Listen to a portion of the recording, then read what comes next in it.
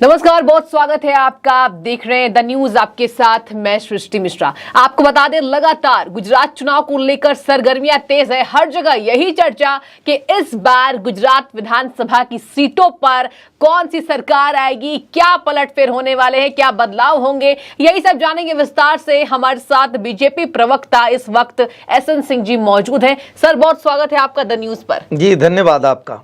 Sir, आपसे सबसे पहले मैं जानना चाहूंगी विस्तार से, आखिर क्या वो रणनीति रहेगी कि दूसरे चरण में लगातार वोटिंग की जा रही है और देखा जा रहा है कि दिन जिस तरीके से ढल रहे हैं, वोटिंग प्रतिशत जो है वो बढ़ता जा रहा है। गुजरात की जनता पूरी तरीके से तैयार। आपको बता दें 64% का आपको बता दें मतदान अब तक हो चुका है, जहां लगातार ये बातें बीजेपी की तरफ से कही जा रही है कि इस बार मतदान का जो प्रतिशत है वो बढ़ेगा। सर से ही जान लेते हैं, सर क्या लगता है कितने प्रतिशत का मतदान हो सकता है और सबसे बड़ी रणनीति भाजपा की क्या रही है, जिस तरीके से भाजपा यही दावा कर रही है कि बहुमत से भाजपा एक बार फिर से रिपीट होगी? देखिए, भारतीय जनता पार्टी की सरकार ने लगातार 3 दशकों से जिस तरह से गुजरात के विकास के लिए कार्य किया, गुजरात की समृद्धि के लिए कार्य किया, गुजरात की जनता का जो भरोसा है वो आदरणीय प्रधानमंत्री जी पर है, आदरणीय मुख्यमंत्री जी पर है और डबल इंजन की सरकार पे है। आज गुजरात के मानक को लेकर 2014 में आदरणीय प्रधानमंत्री जी जब आए तो उस गुजरात मॉडल को पूरे देश ने अपनाया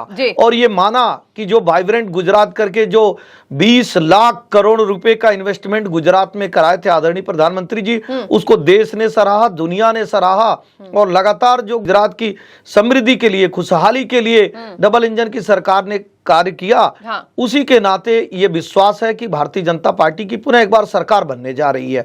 पहली बात। दूसरी बात, एक तरफ झूठे लोग हैं, दूसरी तरफ हमारी विकास की योजनाएं हैं। वहां पे कांग्रेस जो है वो वोट कटवा पार्टी हो गई है। लगभग 6 विधानसभा के रिजल्ट आए, आप देखिए कहीं पे भी कांग्रेस को विजय नहीं मिली, क्योंकि जनता ये मान के चल रही है कि कांग्रेस तो समाप्त पार्टी हो गई है, उसका कोई जनाधार नहीं रहा।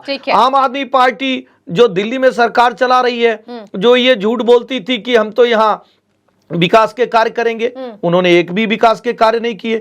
आज पूछा जाए आम आदमी पार्टी से, आप कहते थे कि 1 वर्ष में यमुना साफ हो जाएगी, इतने वर्ष आपकी सरकार रही, क्या यमुना साफ हुई? आप कहते थे लोकपाल बिल तो हम रामलीला मैदान में लेकर आएंगे, आप तक लेकर आए क्या? उसकी तो चर्चा ही बंद कर दी। आपने कहा वीआईपी कल्चर समाप्त कर दें। आज सबसे बड़े वीआईपी आप बने। सबसे ज्यादा अगर तनख्वाह लेने वाला कोई विधायक है तो वो आम आदमी पार्टी दिल्ली के विधायक है। आज देखिए प्रदूषण किस स्तर का है। तो जो झूठी पार्टी, करप्शन वाली पार्टी कब ये आम आदमी पार्टी से खास पार्टी हो गई, जनता नकार रही है। तीसरी बात, जो गुजरात के लोग हैं वो मेहनत को पसंद करते हैं, वो मुनाफा उस तरह की नहीं देखते हैं कि हमको फ्री में कोई चीज मिल जाए। और दूसरे प्रदेश के लोग भी जो गुजरात में रहते हैं वो मेहनत मजदूरी करते हैं और मान सम्मान से जीते हैं। तो जो झूठे लोग वहां वो सोने का हिरण बन के गए थे छल करने के लिए, तो उन लोगों को पहचान है कि वास्तविक हिरण क्या होता है और झूठा हिरण क्या होता है। वो लोग माने कि आज जो विकास की बयार 99% भारतीय जनता पार्टी की तरफ से बहाया जा रहा है, अगर 1% कोई कमी भी है तो भी जनता ये मान के चल रही कि आदरणीय प्रधानमंत्री जी गुजरात से आते हैं, आदरणीय गृह मंत्री जी गुजरात से आते हैं और प्रधानमंत्री जी लंबे समय तक गुजरात की सेवा की है। इसलिए वो लोग, गुजरात की जनता जो है वो भारतीय जनता पार्टी के राष्ट्रवाद के साथ है और विकासवाद के साथ। ठीक है, जिस तरीके से सर आपने चर्चा की कि कहीं ना कहीं आम आदमी पार्टी की एंट्री है, जनता नकार रही है आपके हिसाब से और कह रही है हमें फ्री नहीं चाहिए। हम भी जब सर्वे कर रहे हैं लगातार तो यही देख रहे हैं, जनता ने कहा है मेहनत से कमाते हैं और गुजरात की जनता ज्यादातर, मैं आपको बता रही हूं, ऐसा दिखने में आ रहा है कि गुजरात की जनता को फ्री नहीं चाहिए। सर क्या लगता है, आम आदमी पार्टी की भ्रष्टाचारी यही कारण है कि आज आम आदमी पार्टी की एंट्री लोग नहीं चाह रहे हैं और बीजेपी यही दावा कर रही है कि थर्ड पार्टी कोई है ही नहीं? अगर मुकाबले की बात करें तो कांग्रेस वर्सेस बीजेपी रहे, आम आदमी पार्टी है ही नहीं। आम आदमी पार्टी की एंट्री पर क्या बोलेंगे? देखिए, आम आदमी पार्टी एक झूठी पार्टी है और वहां के लोग ये मान रहे हैं कि जिस तरह से आम आदमी पार्टी ने दिल्ली में कोई कार्य नहीं किया, उसी तरह ये झूठ बोलने का कार्य करेंगे। तो आपके चैनल पे मैं ये कह के जा रहा हूं, रिजल्ट आएगा तो आप देखेंगी कि जिस तरह से उत्तर प्रदेश के लोगों ने जमानत जब्त करके इनके बोरिया बिस्तर को बांध के भेज दिया, उत्तराखंड के लोगों ने भी वही हाल किया। सेम हाल गुजरात में होने जा रही है, क्योंकि गुजरात के लोग तो स्वाभिमानी लोग हैं, सम्मान से रहने वाले लोग हैं। झूठी चीजें उनको पसंद नहीं है। और आपने किया क्या? दिल्ली में आपको जानकारी होनी चाहिए, आपके माध्यम से आपके चैनल के लोगों को जानकारी होनी चाहिए कि लगभग 93% स्वास्थ्य सुविधाएं वो केंद्र सरकार के अधीन आती हैं, और जो साफ सफाई होता है वो एमसीडी के अधीन आता है। ये तो हर बात में कहते हैं कि मेरे पास है क्या। जब कोरोना जैसा कालखंड आता है तो जो अलग प्रदेश के लोग यहाँ दिल्ली में रह रहे होते हैं तो सबको आप देखी होंगी कि ये बाहर का रास्ता दिखा देते हैं, तमाम परिवहन सुविधाएं देकर उनको बॉर्डर पे पहुंचा देते हैं, किसी को अपना मानते ही नहीं। तो जब आप किसी को अपना नहीं मानेंगे तो निश्चित तौर पे जब लोगों का वक्त आएगा तो वो आपको कैसे अपना मानेंगे।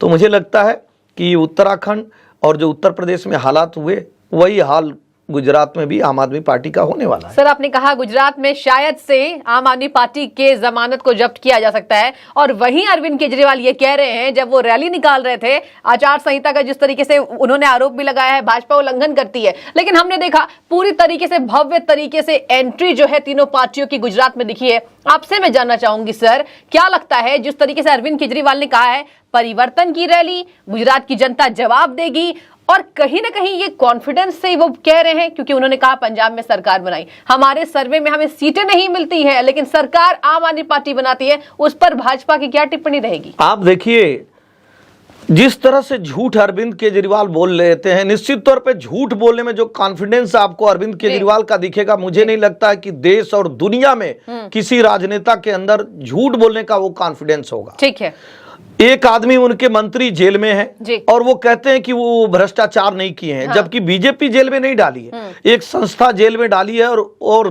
बकायदे सजा आपता है, उनके ऊपर आरोप तय हो गया तभी वो जेल में गए हैं, क्योंकि अगर आरोप तय नहीं होता तो नहीं जाते। उसके बावजूद भी वो झूठ बोलते हैं कि हम ऐसा नहीं किए हैं। तो आप ये मान के चलिए कि इस झूठ को जनता जान रही है और वो झूठ को नहीं स्वीकारने वाली है कि वो जाके कह दिए इसलिए सही हो गया।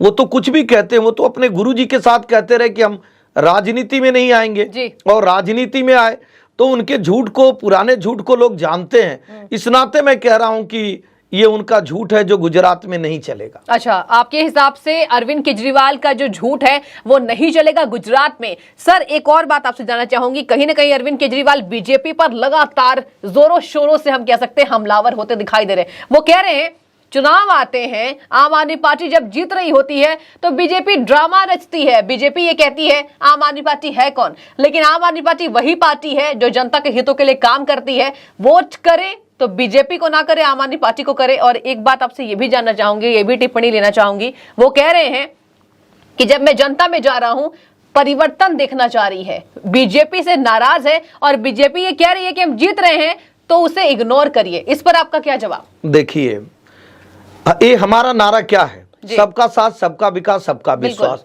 और आम आदमी पार्टी का नारा क्या है? तुष्टीकरण की राजनीति करना, किसी तरह से झूठ बोल के लोगों को मिलाना। कोरोना कालखंड में एक डॉक्टर के अग्रवाल हैं, चर्चित चेहरा हैं, आप भी जानते होंगे, आप वरिष्ठ पत्रकार हैं। जब उनकी डेथ होती है तो संवेदना व्यक्त करने भी केजरीवाल जी वहां नहीं जाते हैं, लेकिन अभी दूसरे धर्म के एक लोगों की डेथ होती है, वहां 1 करोड़ रुपए देने जाते हैं। सभी धर्मों के यहाँ पे मस्जिद भी है, मंदिर भी है, गुरुद्वारे भी हैं, चर्च भी हैं, लेकिन आप देखिए अगर एक धर्म के जो पुजारी हैं उनको आप 41-42 हजार रुपया महीना देते हैं, साल के 5 लाख रुपए देते हैं, बाकी धर्म के जो पुजारी हैं उनकी आप उपेक्षा करते हैं, तो ये कौन नहीं जानता है कि आपकी कथनी और करनी में अंतर है। इसलिए हम कह रहे हैं कि लोग जान रहे हैं कि ये झूठे लोग हैं। ठीक है। और आपने कहा कि जब वो आते हैं तो आप देखिए उनकी लड़ाई यहाँ भी कांग्रेस से थी, भारतीय जनता पार्टी की सरकार दिल्ली में नहीं थी, दिल्ली में कांग्रेस की सरकार थी, कांग्रेस कमजोर हुई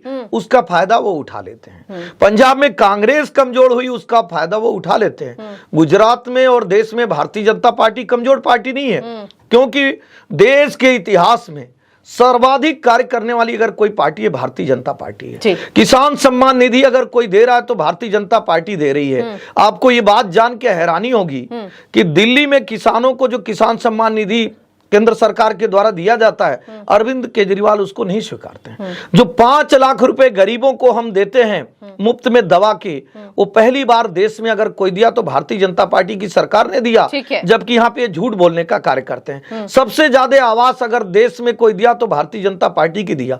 अगर हर घर जल नल योजना लेकर भारतीय जनता पार्टी की सरकार आई, दिल्ली में अभी भी देखिए जल नल की व्यवस्था नहीं है। तो मुझे लगता है कि जो विकास के कार्य हमने किया आदरणीय प्रधानमंत्री जी आज देश ही नहीं दुनिया में जिस तरह से भारत की अर्थव्यवस्था बढ़ी है, जैसे मान सम्मान भारत का बढ़ा है, आज सभी लोग मान रहे हैं कि प्रधानमंत्री जी हमारे गौरव हैं और भारत को आगे बढ़ाने का कार्य करते हैं, और दूसरे लोग रोहिंग्या को बसाने का कार्य करते हैं। ठीक है, दूसरे लोग तुष्टीकरण की राजनीति करते हैं, झूठ की राजनीति करते हैं। मुझे लगता है कि दिल्ली से भी उनका विकेट अब उखड़ने वाला है। ठीक है, आपने कहा कि दिल्ली से भी कहीं ना कहीं विकेट उनका उखड़ने वाला है। एसएन सिंह जी, आपसे मैं ये भी जानना चाहूंगी, एक तरफ देखने को मिल रहा है कि दूसरे चरण के मतदान को लेकर कहीं ना कहीं भारी संख्या में लोग तादाद में मौजूद हैं, वहीं प्रधानमंत्री के भाई जो है वो इमोशनल हो गए, थोड़े भावुक नजर आए, कह रहे हैं कि देश के जो प्रधानमंत्री है मेरे भाई कहीं ना कहीं देश के लिए काम करते हैं, उन्हें आराम करना चाहिए, और एक तरफ उनकी मां ने भी वोट किया है। सर, क्या लगता है गुजरात में जिस तरीके से नरेंद्र मोदी का गढ़ है, एक बड़ा चेहरा प्रधानमंत्री का, जिस तरीके से उनका डंका पूरे भारत के साथ साथ विश्व में बजा है, क्या लगता है कहीं ना कहीं ये फैक्टर काम आ रही है? मतलब लोग क्यों विश्वास दिखा रहे इतना ज्यादा? क्या गढ़ है मोदी का, जिस तरीके से प्रधानमंत्री अमित शाह के साथ साथ प्रधानमंत्री नरेंद्र मोदी के साथ साथ गृह मंत्री का भी वो गढ़ है, क्या ये फैक्टर है कि गुजरात की जो जनता है वो कह रही है कि हमें मोदी ही चाहिए और एकमात्र चेहरे पर हम वोट करेंगे? इस पर क्या कहेंगे? अच्छी बात आपने कहा। और जो हमारे आदरणीय प्रधानमंत्री जी हैं जी, वो हमारे तो प्रधानमंत्री हैं, ये पूरे देश के प्रधानमंत्री हैं, हमारे नेता हैं और देश के नेता हैं। ठीक है, जो देश के लोगों का विश्वास उनके प्रति है, मुझे लगता है एक कहावत है कि वृक्ष कबहु नहीं फल बदे भके, नदी न संचे नीर, परमारथ के कारण साधु धरा शरीर। तो सब लोग ये मान के चलते हैं कि प्रधानमंत्री जी परिवारवादी नहीं है, वो क्षेत्रवाद, जातवाद, संप्रदायवाद, धर्मवाद से ऊपर उठकर वो देश हित में कार्य करते हैं। आज देखिए यूक्रेन और रसिया से युद्ध होता है तो भारत के मान सम्मान को प्रधानमंत्री जी इस लायक बढ़ा दिए हैं कि युद्ध 4 घंटे रोक के, और जो 34,000 भारत के लोग फंसे हैं वो तो आते ही हैं, जो 4-6 हजार लोग भारत के झंडे को पकड़ लेते हैं वो भी भारत आ जाते हैं। ऐसे प्रधानमंत्री जी हैं, और वो प्रधानमंत्री जी गुजरात के रहने वाले हैं, गुजरात के गौरव हैं, भारत के गौरव हैं। और प्रधानमंत्री जी बहुत दिन तक गुजरात की सेवा की है। जब भुज और कच्छ में भूकंप आता है और पूरी तरह से वो खंडित हो जाता है, उसके बावजूद भी ढेर सारी योजनाओं को ले आकर आज भुज और कच्छ को किस लायक बना दिए हैं प्रधानमंत्री जी। यही भरोसा, ये जो प्रधानमंत्री जी के ऊपर जनता का भरोसा है, वही भरोसा, वही विश्वास कि प्रधानमंत्री जी हम लोगों के लिए कार्य कर रहे हैं। और प्रधानमंत्री जी ने स्वयं कहा था कि गुजरात के लोगों का तो पहला अधिकार है हमारे ऊपर, हम गुजरात के रहने वाले हैं। आप 2001 के पहले का गुजरात देख लीजिए, वहां कर्फ्यू लग जाते थे, सांप्रदायिक दंगे होते थे, उसके बाद का गुजरात देख लीजिए। मैं आपको दोबारा कह रहा हूं, 8 लाख मैट्रिक टन उत्पादन गुजरात करता था, आज 42 लाख मैट्रिक टन खाद्यान्न का उत्पादन कर रहा है।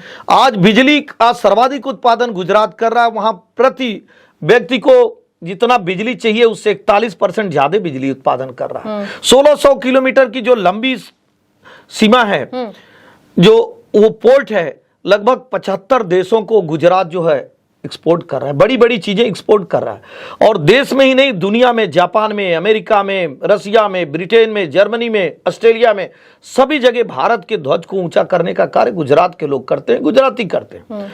एक समय था जब मुगल हमारे यहाँ आए, तब भी गुजरात के लोगों ने अपना पैरेलल साम्राज्य स्थापित करके उनको नहीं स्वीकारा। जब अंग्रेज भी आए तब भी आप देखे होंगे गुजरात के लोग अब समृद्धि और खुशहाली में अपने आप को अलग रखे। मुझे लगता है कि वह गुजरात जो देश की अर्थव्यवस्था में एक बड़ा योगदान रखता है, वह गुजरात जहां सबसे ज्यादा रोजगार उपलब्ध हैं, वो उसमें बहुत बड़ा योगदान आदरणीय प्रधानमंत्री जी का है। और प्रधानमंत्री जी जब जाते हैं तो सब लोग नारा लगाते हैं कि गुजरात आपने बनाया, हमने बनाया, सब लोगों ने मिल के बनाया। तो जब इस तरह का विश्वास होगा और विकास होगा तो मुझे लगता है कि जनता निश्चित तौर पे प्रधानमंत्री जी को ही अपनाएगी। ठीक है सर, आपने कहा कि जिस तरीके से जनता प्रधानमंत्री नरेंद्र मोदी के काम को सराहती है, आपसे ये भी जानना चाहूंगी, कहीं ना कहीं बीजेपी का बड़ा दावा 7वीं बार बहुमत से गुजरात में जीत हासिल करने वाले हैं। आपसे मैं जानना चाहूंगी कौन कौन से वो मुद्दे हावी, क्योंकि हम लगातार ये कह रहे हैं और देख भी रहे हैं कि महिलाओं का जो वोट है सर, कहीं ना कहीं ज्यादा देखा जा रहा है। और महिलाएं ये भी कह रही है कि गुजरात में आज हम रात के 2 बजे 3 बजे आसानी से घूम सकते हैं, नरेंद्र मोदी अभी जिस तरीके से गुजरात की जनता को उन्होंने कई सौगातें दी है, शांति दी है, इसके साथ मैं जानना चाहूंगी कौन कौन से वो मुद्दे, कौन कौन से वो काम बीजेपी के रहे हैं जहां बीजेपी का बड़ा दावा 7वीं बार बहुमत से गुजरात में जीतेगी। देखिए, महिला सुरक्षा एक बड़ा मानक है जी। और 95 से आप पहले चले जाइए तो महाराष्ट्र से सटा हुआ जो गुजरात का एरिया था वहां पे निश्चित तौर पे इस तरह की चीजें होती थी जो नहीं होना चाहिए। लेकिन उसके बाद जब 2001 में आदरणीय प्रधानमंत्री जी मोदी जी जब वहां मुख्यमंत्री होते हैं तो लॉ एंड ऑर्डर की व्यवस्था को इस तरह से किए, एक माहौल उत्पन्न किए। वहां महिलाएं सड़क पर अपना सीना चौड़ा करके चलती हैं जी। और जो दुर्व्यवहार करने वाले लोग हैं उनको जेल में डालने का कार्य किए, कठोर दंड देने का कार्य किए। गुजरात में एक भय रहित व्यवस्था उत्पन्न किए, जिसके नाते बड़े बड़े इन्वेस्टर सबमिट किए, बहुत सारे रोजगार दिए, बड़ी कंपनियां आई। जब नैनो जैसी कंपनी पश्चिम बंगाल में जूझ रही थी कि हम कहाँ कारखाना ले आए, एक विश्वास हासिल करते हुए उसको भी वहां ले आते हैं, सैमसंग की फैक्ट्री ले आते हैं। बड़े सारे उद्योग घराने भी गुजरात के रहने वाले हैं। मुझे लगता है जो विकास के कार्य गुजरात में किया गया, जो समृद्धि और खुशहाली गुजरात के लिए किया गया, वहां के लोग ये मान के चल रहे हैं ये खुशहाली अनवरत तभी जारी रहेगी, ये सुरक्षा का मानक तभी पूरा होता रहेगा जब गुजरात में भारतीय जनता पार्टी की सरकार रहेगी। और दोबारा आपको कह रहा हूं, ये विश्वास और ये विकास ही जो आदरणीय प्रधानमंत्री जी पर है, जो भारतीय जनता पार्टी की सरकार है, गुजरात में पुनः एक बार बीजेपी की बड़ी जीत होने जा रही है। ठीक है सर, कांग्रेस की बात कर लेते हैं। जिस तरीके से गुजरात में हमने पिछले बार विधानसभा चुनाव में देखा कि काफी जो मुकाबला है वो दिलचस्प रहा था। आपसे जानना चाहूंगे, एक तरफ भारत जोड़ो यात्रा के दौरान राहुल गांधी लगातार बीजेपी पर हमलावर कह रहे हैं कि बीजेपी ने उनकी छवि खराब करने में कोई कोर कसर नहीं छोड़ी है, लेकिन भारत जोड़ो यात्रा के दौरान मुझे ये अनुभव हुआ है कि कांग्रेस को मजबूती मिली है और कोई टक्कर देगा तो वो है बीजेपी को कांग्रेस देगी। इस पर क्या कहेंगे? देखिए, 2012 में 115 सीटें भारतीय जनता पार्टी की झोली में आई और 2017 में 99 सीटें हमारी हो गई थी।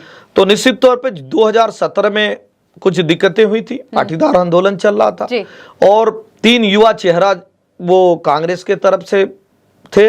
आज हार्दिक पटेल भी भारतीय जनता पार्टी के खेमे में है, भारतीय जनता पार्टी से चुनाव लड़ रहे हैं और कमजोर कांग्रेस, बिखरती कांग्रेस, वो सबको दिख रहा है।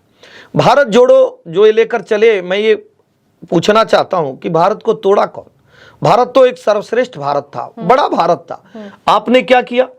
प्रधानमंत्री बनने के लिए भारत ही तोड़ दिए। नहीं तो सब लोग ये मान के चलते थे कि देश को पहले आजादी मिले, फिर हम दोनों तो भाई हैं, हिंदू मुस्लिम सिख ईसाई हम सब भाई हैं और हम मिलके अपने में तय कर लेंगे कि हमको कैसे रहना है। लेकिन आपने तो भारत आपने तोड़ा। आज तोड़ने वाला जोड़ने चल रहा। आप देश में इमरजेंसी लगा के भारत को तोड़ दिए। आप संविधान समान विधान बनाने की बात थी, आपने देश में 2 तरह के कानून बना दिया, भारत ने तो आपने तोड़ दिया। आप भारत में दूसरे ध्वज को मान्यता दे दिए, 370 को लागू करा दिए। भारत को तो आपने तोड़ा। मुझे लगता है कि तोड़ के आप जोड़ने चले हैं तो जनता सब देख रही है।